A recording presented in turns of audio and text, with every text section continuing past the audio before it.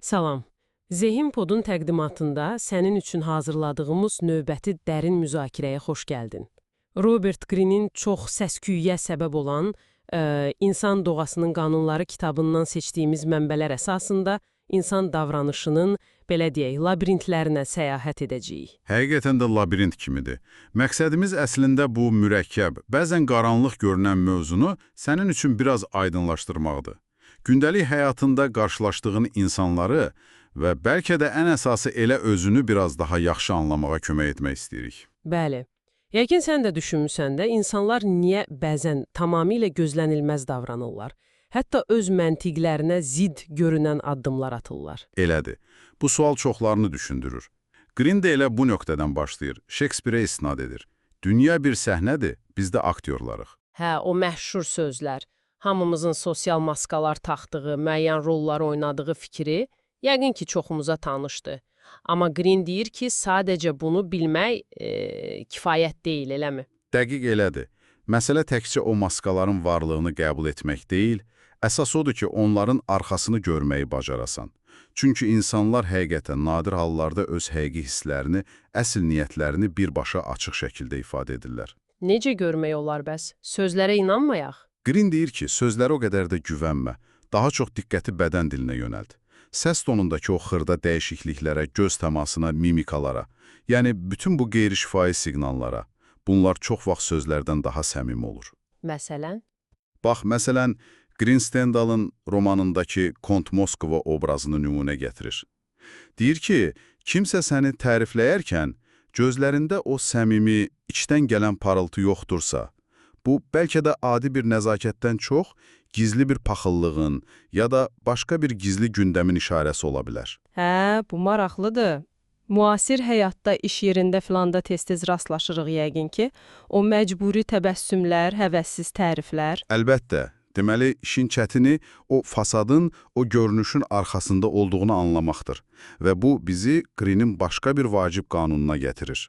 Hansına? Bizim əslində düşündüyümüz qədər məntiqli, rasional varlıqlar olmadığımız gerçəyinə. İrrasionallıq qanunu. Aha, yəni özümüzü çox ağıllı hesab edirik, amma çox vaxt qərarlarımıza, reaksiyalarımıza emosiyalar rəhbərlik edir. Beynimizin daha qədim emosional mərkəzləri, o limbik sistem dediyimiz yer, çox vaxt məntiqi düşüncədən, yəni neokorteksdən daha güclü çıxır. Necə yəni? Məsələn, qəzəblənirik, amma əsl səbəb başqa şeydir. Tam olaraq. Məsələn, kimsə sənə kiçik bir irad tutur, sən birdən partlayırsan, qəzəblə reaksiya verirsən. Amma əslində, o qəzəbin kökündə bəlkə də dərinlərdə yatan bir qısqanclıq ya da bir özgüvən əskikliyi var. Yaxud sosial mediada gördüyümüz bir şeyə ani reaksiya verib sonra peşman olmaq kimi. Bəli, bəli. Green bunu öngörüsüzlük qanunu adlandırır. Ani təsirlərə qapılırıq. Sonrasını düşünmədən hərəkət edirik. Perikles kimi tarixi şəxsiyyətlər belə deyir Green, həm özlərində, həm də başqalarında bu irrasional meylləri görüb, onları cilovlamağa, məntiqi gücləndirməyə çalışıblar. Deməli, əsas məsələ o ani reaksiyaları, o emosional partlayışları fərq edib, bir addım geri çəkilməkdir. Sakitləşib, daha geniş perspektivdən baxmaq. Məhz budur. Ani təsirlər altında qərar vermək əvəzinə, özünü düşünmək üçün vaxt vermək. O emosiyanın əsl qaynağını anlamağa çalışmaq. Bunlar Green'in təklif etdiyi yollardır. Çünki bu emosional reaksiyalarımız çox vaxt bir başqa fundamental insan xüsusiyyəti ilə, narsizmlə də bağlı olur. Narsizm? Bu söz adətən çox negativ mənada işlədilir axı. Belə egoist, özündən razı insanlar üçün. Hə, adətən elə başa düşülür. Amma Green məsələyə daha geniş baxır. Deyir ki, əslində hamımızda müəyyən dərəcədə narsizm var. Yəni, özümüzə fokuslanma, öz ehtiyaclarımızı ön plana çəkmə meyli. Bu, müəyyən həddə qədər normaldır. Hətta sağ qalmaq üçün, özünü qorumaq üçün lazımdır. Necə yəni normaldır? Bax, Green narsizmi bir spektr kimi təsvir edir. Bir ucunda sağlam özünə dəyər hissi var. Öz ehtiyaclarını anlamaq, onları ifadə etmək, özünə qayğı göstərmək. Bu, sağlam psixologiyanın bir parçasıdır. Bəs o biri ucu? Problem harada başlayır? Problem o spektrin digər ucunda. Dərin narsistlər və ya Green'in təbiri ilə desək, zəhərli narsistlər. Onlar artıq həddindən artıq özünə mərkəzləşmiş olurlar. Empatiyadan demək olar ki, məhrum olurlar, daima diqqət, təsdiq axtarışındadılar və bunun üçün başqalarını manipulyasiya etməkdən çəkinmirlər. Onları necə tanımaq olar? Həmişə açıq-aşkar olmur axı. Olmur, əlbəttə. Green deyir ki, bunlar fərqli formalarda ola bilər. Məsələn, Stalin kimi açıq-aşkar güc göstərən, tam nəzarətçi tiplər var. Amma, məsələn, qurban rolunu oynayaraq ya da daimi dram yaradaraq səni öz oyunlarına çəkən, enerjini sovuran tiplər də var. Çox çətin məsələdir. Bəs sağlam narsisizmlə bu zəhərli narsisizmi necə ayırt edə bilərik? Ən əsası bu anlayış bizə praktikada necə kömək edir? Əsas fərqləndirici meyar demək olar ki, empatiyadır. Sağlam səviyyədə özünə diqqət ayıran insan eyni zamanda başqalarının da hisslərini, onların dünya görüşünü anlaya bilir, nəzərə ala bilir. Ən azından buna cəhd edir. Amma zəhərli narsisist? O, əsasən öz dünyasında yaşayır. Başqaları onun üçün sadəcə öz ehtiyaclarını ödəmək, öz egosunu təmin etmək üçün bir vasitədir, bir funksiyadır. Bu fərqi anlamaq, xüsusilə o zəhərli tipləri tanımaq, onların yaratdığı o dramlardan, manipulyasiyalardan, emosional tələlərdən uzaq durmağa kömək edir. Yoxsa onların oyununa düşə bilərsən. Deməli, empatiyanı gücləndirmək həm özümüzü, həm də onları anlamaq üçün açardı. Bəli, həm də özümüzdəki o narsistik meylləri balanslaşdırmaq üçün. Çünki Green deyir ki, özümüzdəki bu meylləri də qəbul etməliyik. Gəldiyi əsas məsələyə.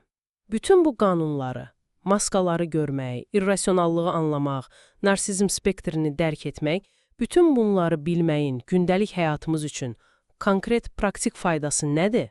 Yoxsa sadəcə maraqlı nəzəriyyələrdir? Yox, qətiyyən, sadəcə nəzəriyyə deyil, çox böyük praktik tətbiqi var. Birincisi, bu biliklər sənin, belə deyək, sosial zəkanı artırır.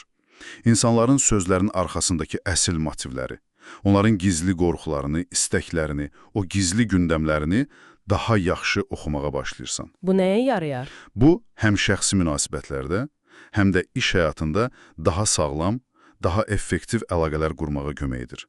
Manipulyasiyaları daha tez sezirsən. Kimin səmimi, kimin qeyri-səmimi olduğunu daha yaxşı anlayırsan. Konfliktləri daha ağıllı idarə edə bilirsən. Aldanmaq ehtimalını azalır. Başqalarını anlamaq tərəfi aydındır. Bəs özümüz haqqında nə öyrənirik? Bu qanunlar bizə özümüzlə bağlı nə deyir? Bəlkə də ən vacib faydası elə budur. Bu qanunlar bir növ güzgü rolunu oynayır. Sənə öz zəif tərəflərini, öz avtomatik reaksiyalarını, öz qərəzlərini, kör nöqtələrini göstərir. Qaranlıq tərəfimiz dediyi? Bəli. Green'in baskılama qanununda bəhs etdiyi o qaranlıq tərəfi. Yəni, özümüzdə qəbul etmək istəmədiyimiz, şuur altına itələdiyimiz, bastırdığımız xüsusiyyətləri, istəkləri anlamağa kömək edir. Məsələn, niyə bəzi insanlara qarşı güclü antipatiyamız var? Bəlkə də onlarda özümüzdə görmək istəmədiyimiz bir şeyi görürük. Çox dərin məsələdir. Daima başqalarını tənqid edən biri əslində öz içindəki qəbul edə bilmədiyi bir cəhəti onlara proyeksiya edir. Yəni, onlarda görür belə bir şey. Tamamilə. Bax, bu cür özünü dərk, yəni özünü bu şəkildə anlamağa başlamaq, daha şuurlu seçimlər etmək üçün, öz davranışlarını daha yaxşı idarə etmək üçün və ümumiyyətlə şəxsi inkişaf üçün çox güclü bir zəmin yaradır. Öz kölgələrinlə üzləşmək asan deyil, amma çox vacibdir. Həqiqətən çox maraqlı və düşündürücü bir söhbət oldu. Deməli, əsas məsələ həm özümüzə, həm də başqalarına daha dərin, daha dürüst, bəzən də daha amansız bir nəzərlə baxmağı öyrənməkdir. Tamamilə və bu, bir dəfəlik bitən bir iş deyil. Davamlı bir müşahidə, düşünmə, öyrənmə prosesidir. Hər gün yeni bir şey kəşf edə bilərsən. Elədir. Bəlkə də bu müzakirədən sonra bir anlıq dayanıb, ətrafındakı bir insanın ya da elə özünün son zamanlardakı bir davranışını düşünmək lazımdır. Görəsən, o maskanın altında nə gizlənir? Hansı emosiyalar, hansı şuursuz istəklər, hansı o Green'in təsvir etdiyi təbiət qanunları o hərəkətləri idarə etmiş ola bilər. İnsanları anlamaq həqiqətən də bitməyən bir səyahətdir. Bu cür dərin təhlillərdən, insan təbiətinə dair fərqli baxışlardan daim xəbərdar olmaq istəyirsənsə, Zehin Pod kanalımıza abunə olmağı və əgər bəyəndinsə, bu müzakirəni də bəyənməyi unutma. İnsanları anlamaq səyahətində bizimlə qal. Gələn görüşədək. Hələlik.